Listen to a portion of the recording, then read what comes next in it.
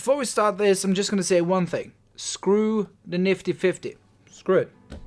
The Sony 85mm f1.8, that's the real champ.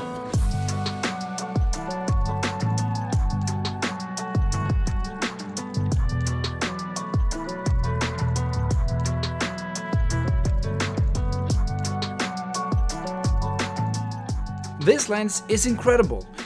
I got this and a 15mm lens when I first got my Sony a7 III, and for the longest time those were the two only lenses I used, even for most of my professional work. Now, I have a lot more lenses now, but I still keep coming back to this beautiful, beautiful lens. And there's a reason for that. Everything you shoot with this lens just turns out so damn pretty. I don't really like to use that word, but it just looks so damn cinematic. I'm gonna go so far as to say that if I had to choose one lens to use for the rest of my life, it would be this one. And I'm gonna show you why.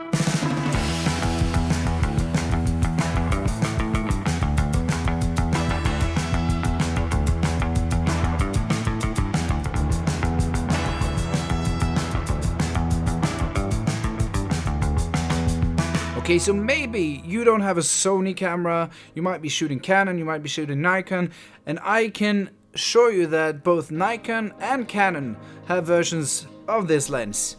And they're actually cheaper. And the Canon one is a little bit heavier, and the Nikon one is a little bit lighter. So what I'm trying to say is, I don't know, I have to read this. What I'm trying to say is that whatever brand you're shooting, there is a nice little 85mm for you as well. But I can't vouch for those. I can vouch for my Sony 85mm and I love it. Okay, I know there is an 85mm f1.4 G Master lens, but it's a lot bigger, it's a lot heavier, and it's 3 times as expensive, more than 3 times as expensive as the Sony G lens, the 85mm that I'm using. I don't think it's worth it. The nifty 50 is celebrated for its small size and sharp images. But if you go a little bit bigger on the Sony, you get an 85mm, it's incredibly sharp and the autofocus is super fast and there's no sound of it. This one makes more noise than your snoring grandpa. It's useless for video if you have a shotgun mic on the camera. I've actually had work for businesses where the only lens I used for the whole project was the 85mm, including photos and video. It's incredible. You know what? This photo is a handheld pano shot from where I grew up. This photo was so good that when I shared it with my dad, he just had to share it. Didn't even ask me. He just took the link to the gigapixel picture that I had shared with him and shared it on Facebook. I sent him a small version so that he could share it directly onto Facebook. But he was just so damn proud of it, just showing how beautiful his home place is. And if I may say so myself, it's a damn great photo. This handheld with an 85mm landscape photo. What the? Who knew? I knew. And that's also one of the things I love about the 85mm.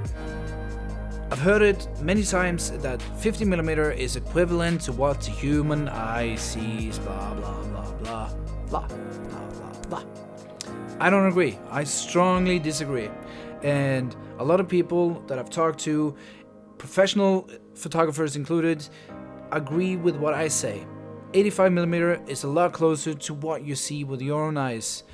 And that's why when you take a pano shot of landscape in front of you, with the 85mm, it will be like standing there. The photo I just showed you, it's like standing on a road where I took that photo. It's incredible. I love it. Maybe that's why my dad also loves it.